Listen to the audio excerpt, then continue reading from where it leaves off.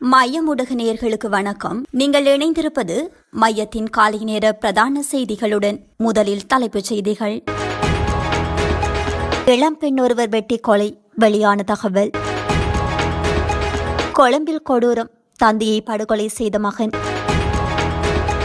தேவாலயம் மீது துப்பாக்கிச்சூடு, சந்தேக நபர் அதிரடியாக கைது. ஸ்ரீலங்கா ராணுவத்துடன் இணைந்து செயற்பட்ட பிள்ளையான் பகிரங்கமாக ஒப்புக்கொண்டது மொட்டு கட்சி. பிள்ளையான் கைது மிகப்பெரிய அரசியல் நகைச்சுவை, ராஜித கிண்டல்.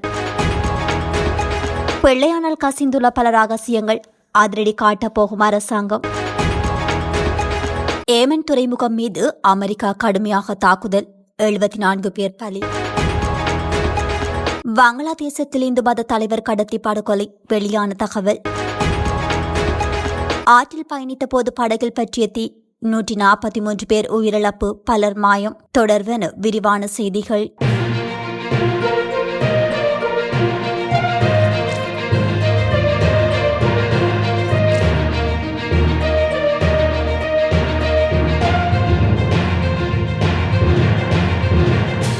மத்துகமவில் டாட்டன் ஃபீல்ட் தோட்டத்தில் இளம்பெண் ஒருவரின் சடலம் கண்டெடுக்கப்பட்டுள்ளது.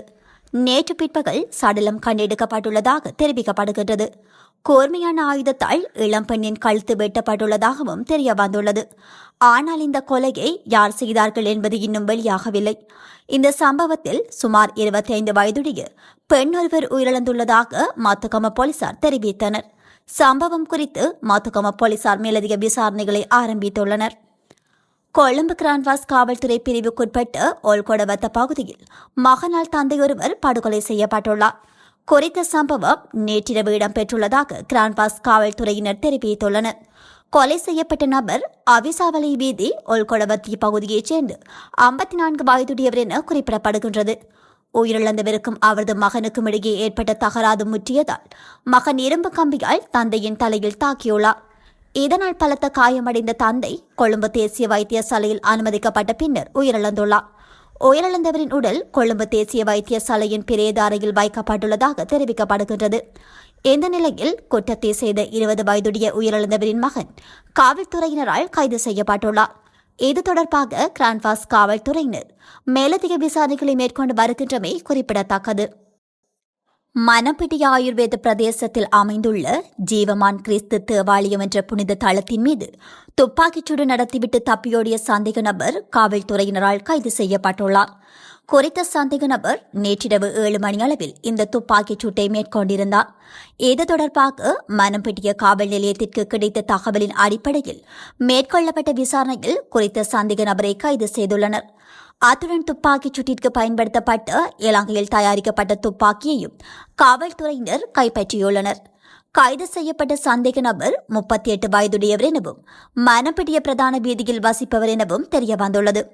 இந்த துப்பாக்கிச் சூட்டினால் உயிரிழப்புகள் எதுவும் ஏற்படவில்லை எனினும் தேவாலயத்தின் ஜன்னல் ஒன்றுக்கு சேதம் ஏற்பட்டுள்ளதாக குறிப்பிடப்பட்டுள்ளது. சந்தேக நபர் தேவாலயத்தின் நுழைவாயிலுக்கு அருகில் வந்து ஆராய்ந்து பார்த்துவிட்டு மீண்டும் பாதைக்கு சென்று இந்த துப்பாக்கிச் சூட்டை மேற்கொண்டுவிட்டு தப்பியோடியதாக தெரிவிக்கப்படுகின்றது. தேவாலயத்தின் பாதிரியாருடன் ஏற்பட்ட தனிப்பட்ட முரண்பாடு காரணமாக இந்த துப்பாக்கிச்சூடு நடாத்தப்பட்டதாக தற்போது மேற்கொள்ளப்பட்ட விசாரணைகளில் தெரிய வந்துள்ளது. இந்த நிலையில் மணப்பிட்டிய காவல்துறையினர் மேலதிக விசாரணைகளை மேற்கொண்டு வருகின்றமை குறிப்பிடத்தக்கது. பிள்ளையான் புலிகள் அமைப்பிலிருந்து விலகி எமது ராணுவத்துடன் இணைந்து செயற்பட்டமை போரை முடிப்பதற்கு ஓரளவு பங்களிப்பாக அமைந்தது என முன்னாள் ஜனாதிபதி மஹிந்த ராஜபக்ஷ தலைமையிலான ஸ்ரீலங்கா பொதுஜன பெரமுன அறிவித்துள்ளது.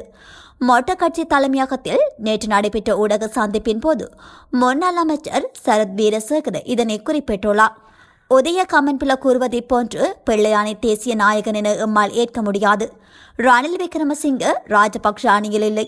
எனவே அவர் பிள்ளையானுடன் ஏன் கதைக்கு முற்பட்டார் என அவரிடம்தான் கேட்க வேண்டும் எனவும் அவர் குறிப்பிட்டுள்ளார். அதேபோல பிள்ளையானுக்காக காமன்பில சட்டத்தரணியாக முன்னிலையாகியுள்ளமை தொடர்பில் நாம் எவ்வித தவறையும் காணவில்லை என அவர் மேலும் தெரிவித்துள்ளார். பயங்கரவாத தடை சட்டத்துக்கு எதிராக நாடாளுமன்றில் பல மணி நேரம் பேசிய ஜேவிபியினர் இன்று அதே சட்டத்தால் பிள்ளையானை கைது செய்துள்ளமை மிகப்பெரிய அரசியல் நகைச்சுவை என முன்னாள் அமைச்சர் ராஜித சேனாரத்ன தெரிவித்துள்ளார். பயங்கரவாத தடை சட்டத்துக்கு எதிராக கடுமையாக போராடிய ஜேவிபியினர் இன்று அதே சட்டத்தை பிள்ளையானுக்கு எதிராக பயன்படுத்தியுள்ளனர். ஊடகங்களுமே கடுமையாக விமர்சித்தன. சில ஊடகங்கள் சேறு பூசும் வகையில் பிரச்சாரங்களை கூட முன்னெடுத்தன. ஆனால் நாம் சிஐடிக்கு செல்லவில்லை. தற்போதைய ஆட்சியாளர்கள் ஆன்லைன் சட்டத்தின் மூலம் பிரகாரம் சிஐடியில் முறைப்பாடு செய்கின்றனர். அதேபோல பயங்கரவாத தடை சட்டத்துக்கு எதிராக நாடாளுமன்றத்தில் பல மணி நேரம் கதைத்தனர், எதிராக வாக்களித்தனர். இன்று அதே சட்டத்தின் கீழ் பிள்ளையானை தடுத்து வைத்துள்ளனர். மாற்றம் என கூறியே இளைஞர்கள் வாக்களித்தனர். தற்போது மாற்றம் எப்படி உள்ளது? ஏனைய கட்சிகள் கூட செய்யாத கீழ்த்தரமான வேலைகள் இந்த ஆட்சியின் கீழ் செய்யப்படுகின்றன என அவர் மேலும் குறிப்பிட்டுள்ளார். தற்போது தடுப்பு காவலில் வைக்கப்பட்டுள்ள கிழக்கு மாகாணத்தின் முன்னாள் முதலமைச்சரான பிள்ளையான் எனப்படும் சிவநேசத்துறை சந்திரகாந்தன் குற்றப்புலனாய்வு திணைக்களத்திற்கு வழங்கியுள்ள வாக்குமூலங்களின் அடிப்படையில் பல்வேறு விடயங்கள் தெரிய வந்துள்ளதாக பிரதி அமைச்சர் மஹிந்த ஜயசிங்க தெரிவித்துள்ளார். சிங்கள ஊடகம் ஒன்றுக்கு வழங்கிய நேர்காணலிலே அவர் இவ்வாறு குறிப்பிட்டுள்ளார். பிள்ளையானிடமிருந்து பெறப்பட்ட வாக்குமூலங்களின் அடிப்படையில் 2019 ஆண்டு இலங்கையில் நடைபெற்ற உயிர்த்த ஞாயிறு குண்டு தாக்குதலுடன் அவருக்கும் தொடர்பு இருப்பது ஓரளவு தெரிய வந்துள்ளது என்று பிரதி அமைச்சர் சுட்டிக்காட்டியுள்ளார். குற்றப்புலனாய்வு துறையினரால் கைது செய்யப்பட்ட தடுப்பு காவலில் வைக்கப்பட்டுள்ளவர்களை பார்வையிடுவதற்கு கடந்த அரசாங்கங்களின் காலத்தில் வாய்ப்புகள் வழங்கப்பட்டன. இதன்படி முன்னாள் ஜனாதிபதி மற்றும் உதய கமன்பில ஆகியோர் பிள்ளையானை பார்வையிடுவதற்கு முயற்சிகளை மேற்கொண்டிருந்தனர். எனினும் அவர்களது கோரிக்கைகள் நிராகரிக்கப்பட்டிருந்தன. இதனை அடுத்து பிள்ளையானின் சட்டத்தரணி என்று கூறி கமன்பில பிள்ளையானை சந்தித்துள்ளார். ரணிலும் ஒரு சட்டத்தரணிதான் என்றாலும் அவர் அவ்வாறு முயற்சிக்கவில்லை. தடுப்பு காவலில் வைக்கப்பட்டுள்ள பிள்ளையான் முன்னாள் கிழக்கு பல்கலைக்கழக உபவேந்தர் ரவீந்திரநாத் படுகொலை சம்பவம் தொடர்பாக கைது செய்யப்பட்டிருப்பினும் விசாரணைகளில் அவரிடமிருந்து பல்வேறு தகவல்கள் அம்பலமாகியுள்ளன. இதன்படி உயிர்த்த ஞாயிறு குண்டு தாக்குதலுடன் பிள்ளையானுக்கு தொடர்பிருக்கின்றமை உறுதிப்படுத்தப்பட்டுள்ளது. இதன் அடிப்படையில் தொடர்ந்து விசாரணைகள் மேற்கொள்ளப்படவுள்ளதாக குறிப்பிடப்பட்டுள்ளது. இஸ்ரேல் மீது கடந்த 2023 ஆண்டு அக்டோபர் 7 ஹமாஸ் அமைப்பு கொடூர தாக்கல் நடத்தியது. ஆயிரக்கணக்கானோரை கொன்று குவித்தும் நூற்றுக்கணக்கானோரை பணிய கைதிகளாக சிறைப்பிடித்தும் சென்றது. இதற்கு பதிலடியாக காசாவை இலக்காக கொண்டு இஸ்ரேல் தாக்குதல் நடாத்தியதில் 51,000க்கும் மேற்பட்ட பாலஸ்தீனர்கள் பலியாகியுள்ளனர். 1.16 லட்சத்துக்கும் மேற்பட்டோர் காயமடைந்துள்ளனர். இந்த நிலையில் பாலஸ்தீனிய மக்களுக்கு ஆதரவாக ஹவுதி பயங்கரவாத அமைப்பு செயல்பட்டு வருகின்றது. இஸ்ரேல் மீது தாக்குதலை தொடுத்து வருகின்றது. செங்கடலில் கப்பல்களை மறைத்து தாக்குதலை நடாத்தி வருகின்றது. இந்த நிலையில் ஹவுதி பயங்கரவாதிகளை கட்டுப்படுத்தும் நோக்கில் அமெரிக்கா கடுமையாக தாக்கி வருகிறது. இதன் ஒரு பகுதியாக ஏமனில் உள்ள ராஸ் இஷா துறைமுகம் மீது அமெரிக்கா கடுமையாக தாக்குதல் நடாத்தியது. இதில் 74 பேர் உயிரிழந்தனர், 171 பேர் காயமடைந்தனர். ஈரான் ஆதரவு பெற்ற ஹவுதி பயங்கரவாதிகளுக்கு எரிபொருள் மற்றும் வருவாய் கொடுக்கக்கூடிய விஷயங்களை அளிப்பது என்று அமெரிக்கா முடிவு செய்து இந்த தாக்குதலை நடத்தியுள்ளது என அமெரிக்காவின் மத்திய படை தெரிவித்துள்ளது. ஏமனில் மார்ச் மாதத்திலிருந்து இந்த தாக்குதல்களை அமெரிக்கா நடத்தி வருகின்றது. ஏமனில் உள்ள எண்ணெய் சுத்திகரிப்பு ஆலைகள், விமான நிலையங்கள் மற்றும் ராக்கெட் தளங்கள் மீது வான்வெளி தாக்குதல்களில் ஈடுபட்டு வருகின்றது. செங்கடலில் கப்பல்களை மறைத்து தாக்குதல் ஹவுதிகளை தடுத்து நிறுத்தும் இலங்கை அடைவதற்காக அதிக அளவில் படைகளை பயன்படுத்துவோம் என ட்ரம்ப் தெரிவித்த நிலையில் அமெரிக்காவின் தாக்குதல் தீவிரமடைந்துள்ளது. எனினும் இஸ்ரேல் தாக்குதலை நிறுத்தும் வரை பாலஸ்தீனிய மக்களுக்கு ஆதரவாக நாங்களும் தாக்குதல் நடாத்துவோம், ஆயுதங்களை கீழே போட மாட்டோம் என ஹவுதி தெரிவித்துள்ளது. வங்களாதேசத்தின் டாக்கா நகரிலிருந்து வடமேற்கே 330 கிலோமீட்டர் தொலைவில் தினாஜ்பூர் மாவட்டத்தில் பாசுதேப்பூர் கிராமத்தில் வசித்து வந்தவர் பாபேஸ் சந்திரா ராய். இந்து மதத்தின் பிரபல தலைவராக அறியப்பட்ட இவர் மர்ம நபர்களால் கடத்தி கொலை செய்யப்பட்டுள்ளார். இது பற்றி ராயின் மனைவி சாந்தனா செய்தியாளர்களும் தெரிவிக்கும் போது அவருக்கு தொலைபேசி அழைப்பு ஒன்று வந்தது. அவர் வீட்டில் இருக்கிறாரா என உறுதி செய்து கொள்வதற்காக இந்த அழைப்பு வந்தது என தெரிவித்துள்ளார். இதன் பின்னர் அரை மணி நேரம் கழித்து 2 மோட்டார் சைக்கிள்களில் வந்த 4 பேர் வீட்டிலிருந்த பாபோஸை கடத்திச் சென்றனர். இதன் பின்பு நரபாரி கிராமத்திற்கு கடத்திச் செல்லப்பட்ட அவரை அந்த 4 பேரும் அடித்து தாக்கியுள்ளனர் என தி டெய்லி ஸ்டார் என்ற செய்தி நிறுவனம் வெளியிட்ட தகவல் தெரிவிக்கின்றது. இந்த கொடூர தாக்குதலில் அவர் சுயநினைவை இழந்துள்ளார்.